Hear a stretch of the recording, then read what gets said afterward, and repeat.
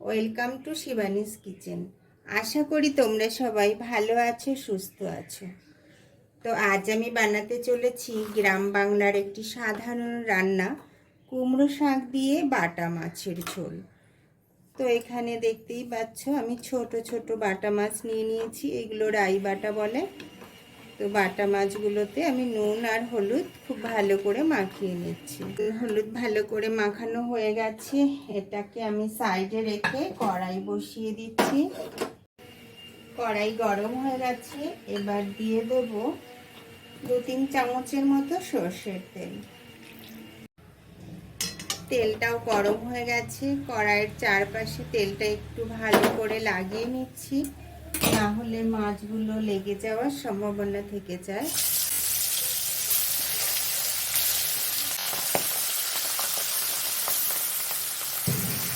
মাছগুলো উল্টে পাল্টে ভালো করে ভেজে নিতে হবে।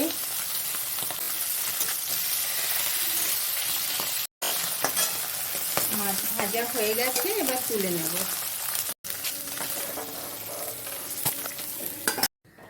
এই তেলের মধ্যেই আমি দেখো এরকম ভাবে আলুগুলো কেটে নিয়েছি, এই আলুগুলো দিয়ে দেব। তো আলুটা একটু ভালো করে নেড়ে চেড়ে নেব, নিয়ে এর মধ্যে দিয়ে দেব 4-5টা কাঁচা লঙ্কা এভাবে চিড়ে। তোমরা একটু কমও দিতে পারো যারা ঝাল খেতে পছন্দ করো না তারা। এটা কিন্তু খুব বেশি ভাজবো না, সামান্য একটু তেলের উপর নেড়ে চেড়ে এর মধ্যে দিয়ে দেব 1/2 চামচের মতো লবণ আর 1/2 চামচের মতো হলুদ। আমাদের ঠাকুমা দিদিমারা বা এখনো গ্রামের দিকে রান্নাতে কোনো সবজি তেমন করে ভাজা হয় না, বাট খেতে কিন্তু খুবই সুস্বাদু হয়।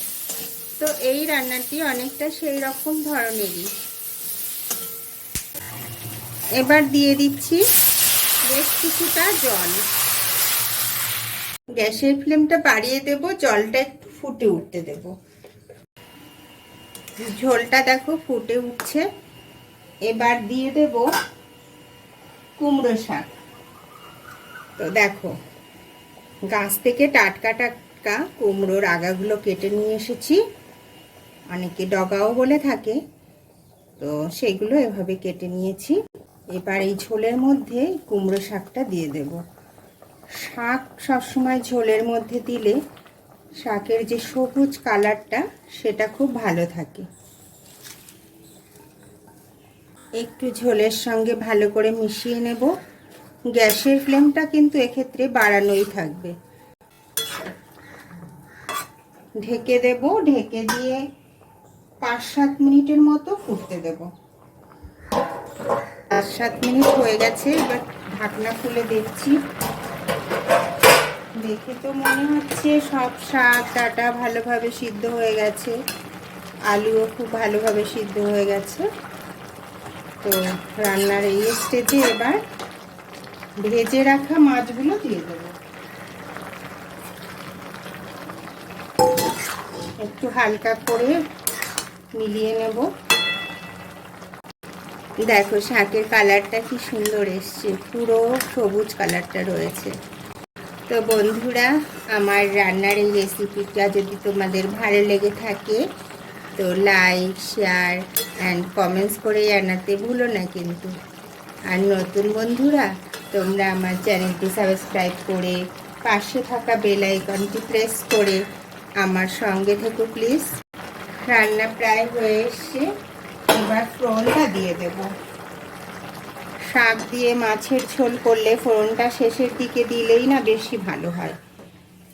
এবার দিয়ে দেব 1 চামচের মতো সর্ষের তেল, খুব বেশি তেল দেবার দরকার হয় না। দিয়ে দেব একটা শুকনো লঙ্কা আর 1/2 চামচের মতো রাঁধুনি। এই রান্নাটিতে রাঁধুনি ফোড়নেই কিন্তু বেশি ভালো লাগে। একটু ভালো করে নেড়ে চেড়ে মিলিয়ে নেব। এবার শাকটা দিয়ে দেব।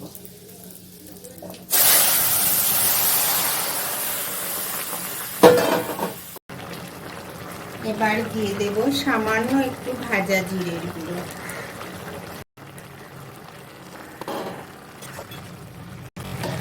আমার রান্না হয়ে গেছে, গ্যাসের ফ্লেমটা বন্ধ করে একটু ঢেকে রাখবো। এমনই হেলদি স্বাস্থ্যসম্মত খাবার তোমরা খুব সহজেই বাড়িতে বানিয়ে ফেলতে পারবে। এখানে বাটা মাছের বদলে যে কোনো ছোট জ্যান্ত মাছ দিয়ে তোমরা রান্নাটি করতে পারবে। তো বন্ধুরা, আমার এই রান্নাটি যদি তোমাদের ভালো লেগে থাকে, লাইক, শেয়ার অ্যান্ড কমেন্টস করে জানাতে ভুলো না কিন্তু। ধন্যবাদ।